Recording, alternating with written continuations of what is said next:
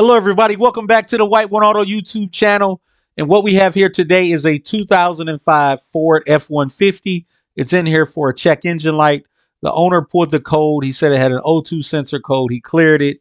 It immediately returned. So he's pretty sure the vehicle needs an O2 sensor. And as I always say, just because a part is in the code name, it doesn't necessarily mean that that part is bad. I would say probably in my track record of checking out things, you probably get about a 60% chance of if there is a part in the code name, it probably is that failed part. But the issue comes, what about that other 40%? So we got one code in the engine that we are concerned with. It's a 2195. What that means is that O2 sensor is running excessively lean. So let's bring that up. We're using our Snap-on Solus scanner. So we know the O2 sensor is reading lean all of the time. You see how it says excessive. So first thing we will do is we will take a look at the exhaust system and see if we see any signs of leaks in the exhaust system. The vehicle sounds fine, but I just want to see if you see any carbon tracking any place on the exhaust. This vehicle does have relatively newer catalytic converters on them. They were stolen, so they had to be replaced, and it's had O2 sensors replaced not too shortly after that, or I think at the same time the O2 sensors were done. So we looked at that. All our O2 sensors there look intact. We don't see any signs of exhaust leaking, because you would see like carbon tracking on there where the exhaust gases are leaking out. So that lets us know we definitely do have a problem. And it's got something to do with the way the sensor is reading. So this is only affecting bank one. So let's remember bank one is the passenger side bank on this. So what we will do is take a look and see, do we have any excessive misfires? Because a misfire could also give us a O2 sensor reading lean or rich all of the time. And our misfires there, we are seeing a small amount in the counter, but nothing serious. You getting a few at idle, and I really attribute that to being from this engine was rebuilt, and when it was rebuilt a few years ago, they did not replace the cam phasers. They just locked them out, and they're using a program to do that. And I think that's really what's giving you your issues. But if we look at the difference between bank one and bank two, everything seems about the same. So bank one for this vehicle is on the passenger side, and its cylinders 1, 2, 3, 4. And bank two is on the driver's side, and their cylinders 4, 5, 6, 8, I do believe. So we don't see anything yet that lets us to believe that, like, hey, well, we have a air leak, a vacuum leak, a failure in a cylinder, or anything like that. So I'm tending to believe that there's something going on with the sensor itself, the sensor or the wiring. And I think in a second we should take a look at our fuel trims to see how our fuel trims look, because that will also tell us how the vehicle is running. So right now we are going to bring up our O2 sensors, and we will see actually what data the O2 sensors are giving our computer that is setting the code. So let's get that brought up. So we have bank one, sensor one. It's really reading nothing, like 10 millivolts. If you look down about 4 lines below, you will see the bank two sensors are changing as they should. Like, remember, O2 sensor, the bank one sensors is not moving at all. But just in general, sensor one should switch a lot. The voltage should be constantly going up and down and up and down. And your sensor twos, which are after the catalytic converters, should stay about steady. So if you're looking there on bank two, you can see our millivoltage is constantly changing. It's going anywhere from 90 to all the way up into the high 700s. But on bank one, we are staying around a constant, 10 or 30 millivolts, which is really nothing. So that's why I'm thinking, hey, we have some type of wiring issue here. Because if you look at bank two, you can see it's changing a little bit. No, excuse me, not bank two, but sensor two. It is changing a little bit, but sensor one is just staying, you know, really, really low. And that lets us know that either this sensor isn't working at all or something is wrong with the wiring. And having looked at it, knowing that the sensors are kind of newer, I don't believe that we have a failed sensor. Although new parts are bad, but it just doesn't seem so in this case. And the reason for that is because normally when an O2 sensor goes bad, it goes bad from like contamination, either fuel contamination, sealant or oil, and we're not really seeing signs of an over oiling condition, an over fueling condition. You can look at our fuel trims, and hope this thing focuses in.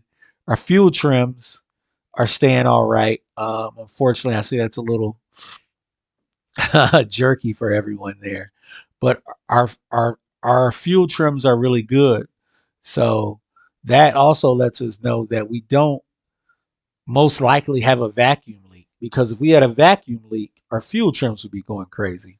So we check power and ground at the sensor. I pulled this thing off of the alignment rack because we have to keep going up to the top and down on the side. And we had power and we had ground. So I know the only thing left is our signal wire. So we went ahead and pulled our PCM off, pulled our PCM bracket, and got that wiring all the way up. And you can see in that braiding, there is a cut in it. And that's exactly our O2 sensor wiring harness. That is the truck wiring harness side. And and we physically have a cut there. So what we're going to do is take a moment and remove the rest of this braiding so we can get a better look at our cut. So I hope you guys can see that. My hand too much isn't in the way there for you. So let's get this loom off so we can look at the wiring and see what is going on. I'm trying to get some better looks at that cut there. And camera's not really focused in too well, but you can see it there. There's definitely a cut in that wire. So the hose is fine. That's a heater hose, but the wiring is actually damaged. So we got our braid off, and take a look at that. That wire is severed. So a little bit of the insulation is still attached there, but you can see your copper core where the signal would actually transmit through. That is our signal wire going to our PCM, and it is damaged.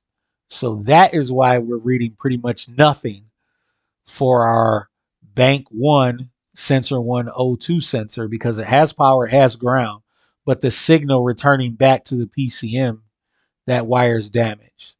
So what we're going to do to repair this wire is we're going to strip back our insulation, put a butt connector on there, and then we will crimp our butt connector. So we're going to make a mechanical connection and then cover that all up with some adhesive lined heat shrink.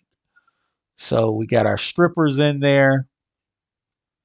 We're going to strip some of this wiring apart, well, away, so we can get down to the bare conductive material inside the wiring.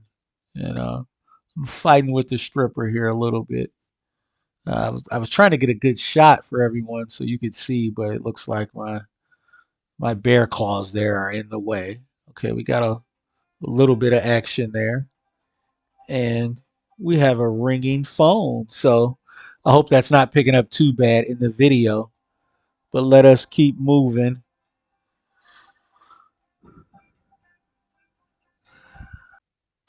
Okay, so as we continue, we're still trying to strip our wire here. It's giving us a little bit of difficulty, but we did get the insulation off, and we are down to the core of the wiring. So we are going to use a non-insulated butt connector, and we will mechanically crimp that on. So trying to get the camera to focus so you can get a good view. I hope everyone can see that there. So we have our insulation stripped, and we're going to start making our mechanical connection here. So I'm perfectly happy in this situation with making a mechanical connection. I would not solder this wire. I know everybody has their own opinion, but I believe the non-insulated butt connector is the way to go here. And if anyone feels different, feel free to leave it down there in the comments and tell me if you think I'm wrong with this. That is fine. I just appreciate you guys watching, and hopefully I can help you out somehow. So if you think I'm wrong and there's a better way to do it, please leave it down there. But this is a great connection here. That one stripped fine. So we're going to get our, well, no, I'm wrong. So we're going to twist those wires together, put our adhesive line heat shrink on.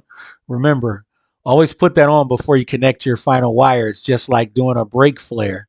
You don't want to forget to put your nut on before you make that perfect flare. So we're going to work this heat shrink down so it stays out of the way so we can get our connection going on there. And we're inserting it. And we're going to grab our wire crimp stripper deal here. We're using a snap-on wire stripper crimper here. I may leave the description of that. Excuse me. I may leave the tool number of that down in the description. And that heat shrink there is actually part of an MSD kit that I like it. The insulation works very, very well. So I will leave a description of the MSD heat shrink, the adhesive line heat shrink that I'm using there. And I will also leave the part number for the snap-on crimper that I'm using there. So we've made our crimps.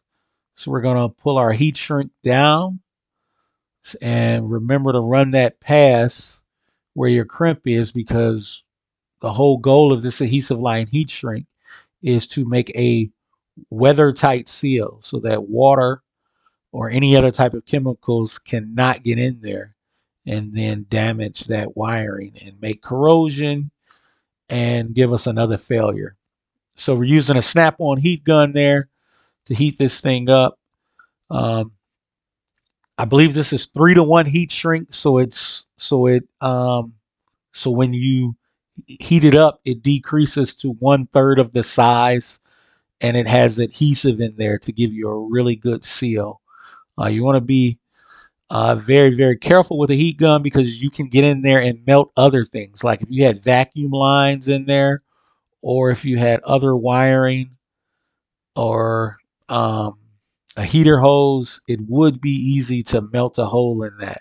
So you can see we do have a vacuum hose right there. So we're going to put another piece of braiding on there. So we will cut off the old pieces. So I think I'm looking for my scissors here. So yeah, we'll get those cut off. Remember, don't cut your wires while you're cutting your old protection wire covering and braiding there. And then I think first we should wrap this with some tape. And the type of tape that we are using in this video, this is a fiber electrical grade tape. I'm not exactly sure who makes it, but instead of being like your regular vinyl, like electrical tape, it is a fiber one. I tend to like this a lot better in areas where there are high risk of abrasion. So this thing is already rubbed through once, and we don't want it to do it again. And another thing I want to note, I know a lot of people in the video may be thinking, well, why are you working in such a cramped location? So please remember, this vehicle is a 2005, and at this time of this repair, it is 2023. So this wiring harness has been in its place for over 15 years. So you want to disturb this thing as least as possible because this wiring harness does have memory. And if there are any other wires that are close to breaking, they will probably break right after you return it back to the customer. So that's why we are working in a very, very tight space here. We were able to remove the PCM and the PCM bracket. That I'm not concerned with moving that at all, but I don't want to pull this whole harness out of here or even more of this harness out of here to get any extra room because my concern is that we could disturb something that is in its final resting place. And we don't want to disturb things that are in their final resting place. So we're going to, that wire loom that we're using, I believe that is from Holly. That's just some 1/2 inch wire loom that I had here that would work out for that. It works very, very good with abrasion, with high abrasion situations as well. So we're going to wrap this thing up. And then once we got it all wrapped up, we will tuck it back in place so it could be at its final resting home. And we will make sure that when we tuck it back down there, it's not going to rub on anything else again. So we have to go on the side of the truck and mount this and reconnect it to our O2 sensor, as well as we have to put our PCM bracket back on, put our PCM back on, hook up all of our wiring. So all of that is done now. I don't want to bore you with that, but we're going to have another look at data now and see what data is giving us. So we're booting up our Solus Ultra. That is actually what we're using, a Solus Ultra. This is my go-to scanner. I really like it. It's really simple to use and does a lot of things. Gives us a lot of great functions.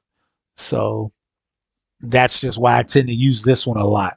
I have a few others, but this is just my favorite. Gives you lots of information. It's really, really simple to use. So what we're going to go in here and take a look and see is our code still in here. So the vehicle is running also. So we will look for memory codes. It's going to boot up and you see our code is gone. So unfortunately, you guys are not able to see this, but the vehicle is running. So you can see we only had that P1000 there, and every Ford gives you that. So now you can tell that the vehicle is running once we start looking at live data. So this is what we're about to do. We are about to go in and look at our O2 sensors and see what we have here. Remember, we had a bank one sensor one was staying about 10 millivolts. You see we got 600 revolutions per minute. The engine's running.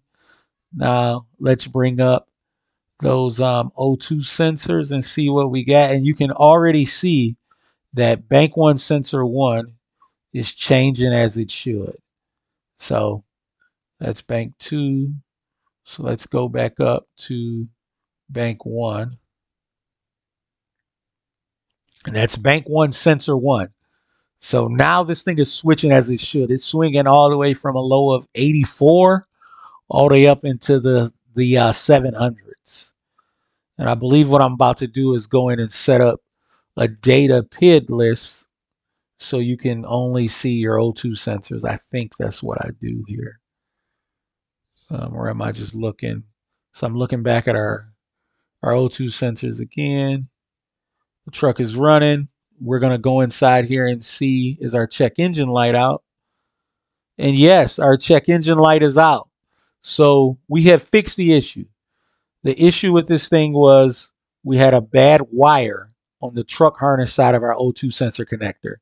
That's why I always say, never just go ahead and replace a component because the name of that component is in your code.